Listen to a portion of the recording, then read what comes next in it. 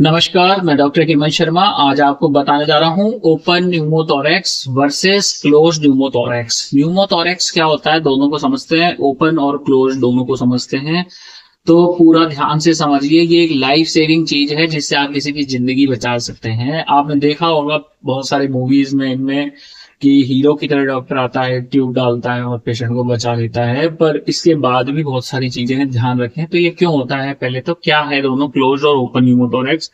क्या ये जानलेवा हो सकते हैं? आंसर है यस। अगर टेंशन में कन्वर्ट होता है तो ये जानलेवा हो सकते हैं। ओपन न्यूमोथोरैक्स वो होता है जैसे आपको किसी ने चाकू मार दिया पेनिट्रेटिंग, या कोई हैंडल लग गया और छाती का ओपन वुंड हो गया, सकिंग वुंड होता है, उसमें ऐसे आवाज आएगी आपको। तो उस सिचुएशन में आपको क्या करना है, मैं आपको एक चीज बताऊंगा।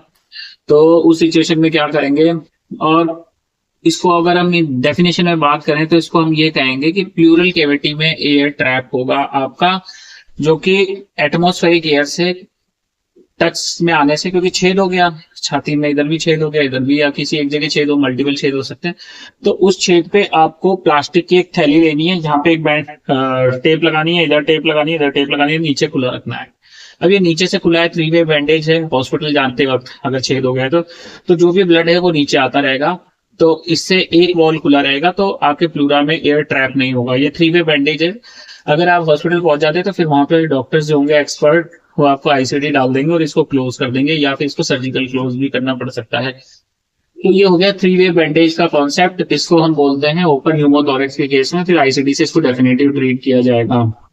तो ओपन न्यूमोथोरैक्स को अगर हम डेफिनेशन में बात करें तो जो थोरेसिक कैविटी है वो कांटेक्ट में है एटमॉस्फेरिक एयर के, जिसकी वजह से आपके प्लूरल कैविटी के अंदर एयर ट्रैप होता जा रहा है। अगर इसको नहीं ठीक किया जाएगा तो टेंशन में कन्वर्ट होगा। टेंशन में कन्वर्ट होगा तो कार्डियक आउटपुट डिक्रीज होगा। कार्डियक आउटपुट डिक्रीज होगा तो मरीज के जिंदगी जान जाने का खतरा रहेगा। मीडियास्टाइनल शिफ्टिंग होगा।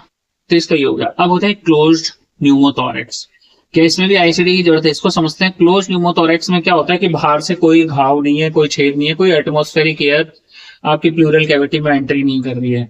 प्लूरल कैविटी में एयर जो आ रही है क्लोज न्यूमोथोरैक्स में, वो आ रही है जो लंग्स में एल्वेलाई होता है, बुलास होते हैं, कई बार वो रप्चर हो जाते हैं। ये टॉल लंबे लोगों में, या फिर कोई सीओपीडी का पेशेंट है, या फिर हम ऐसे बात करेंगे कि किसी पेशेंट को क्रॉनिक स्मोकर है, कोई कैंसर का पेशेंट है, या कोई रेस्पिरेटरी डिजीज का पेशेंट है, तो उसका बल्ला रप्चर हुआ और वहां पे वो लंग से एयर प्लूरल कैविटी में आ रही है, पर एटमॉस्फेरिक एयर नहीं है उसमें, है ना, कॉन्टेक्ट में लंग का एयर है। तो ये आपको न्यूमोथोरैक्स कर दिया। अगर स्मॉल न्यूमोथोरैक्स है तो ये स्पॉन्टेनियसली ठीक हो जाता है विदाउट आईसीडी के।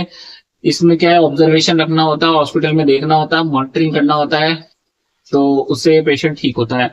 पर अगर लार्ज न्यूमोथोरैक्स है तो इसको हमें आईसीडी डालना पड़ता है। पर अगर ट्रॉमा की वजह से न्यूमोथोरैक्स हुआ है आपको क्लोज्ड, तो ध्यान रखें इसमें आईसीडी डालने हैं। जैसे कई बार बोलते हैं ना कि हम ऑब्जर्व करेंगे ये अपने आप रिजॉल्व हो जाएगा, ऐसा कुछ नहीं है। ट्रॉमा का जो न्यूमोथोरैक्स है उसमें आपको आईसीडी डाल देंगे तो सेफर साइड रहेगा, ऐसा इंटरनेशनल गाइडलाइंस कहती हैं।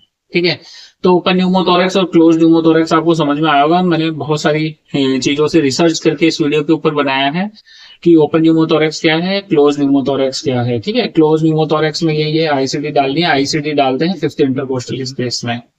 ठीक है। टेंशन न्यूमोथोरैक्स क्या होता है कि एयर ट्रैप हो जाता है बहुत सारा, तो मीडियास्टाइनल शिफ्टिंग करेगा आपके जो भी मीडियास्टाइनल ऑर्गन्स है उनको। तो इसमें क्या होगा, जब हम ऑस्कल्टेट करेंगे दोनों न्यूमोथोरैक्स में तो एयर एंट्री एब्सेंट होती है, टेंशन में भी एब्सेंट होती है। पर टेंशन में क्या होता है, जैसे बीपी फॉल होता है, पल्स टैकीकार्डिया हो सकता है, पेशेंट शॉक में हो सकता है, तो उसमें तुरंत निडल डीकम्प्रेशन करना होता है सेकंड इंटरकोस्टल स्पेस में, और फिर आईसीडी आप डाल सकते हैं।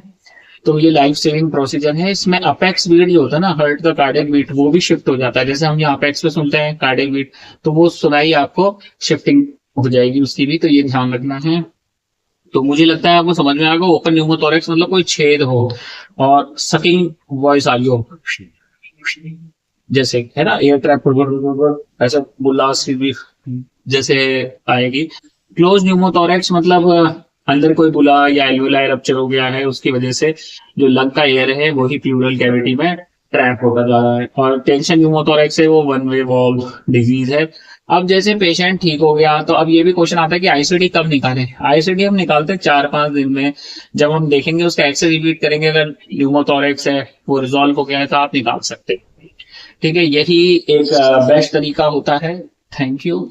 अगर आपको भी न्यूमोथोरैक्स हुआ है और रिकवरी में आप चल रहे हैं और मल्टीपल रिब फ्रैक्चर्स हुआ है, तो व्हाट्सअप नंबर मेरा इस वीडियो के डिस्क्रिप्शन में, वहां जाएं, मैसेज करें, अपना अपॉइंटमेंट बुक कर लें। वीडियो अच्छा लगता है लाइक कर दें, चैनल पर नए सब्सक्राइब करना ना भूलें। और भी ऐसे इंटरेस्टिंग वीडियोस जानने के लिए या किसी बीमारी के बारे में आपको जानना हो तो उस बीमारी का नाम कमेंट सेक्शन में लिखें, मैं उस बीमारी पे वीडियो जरूर बनाऊंगा। Thank you.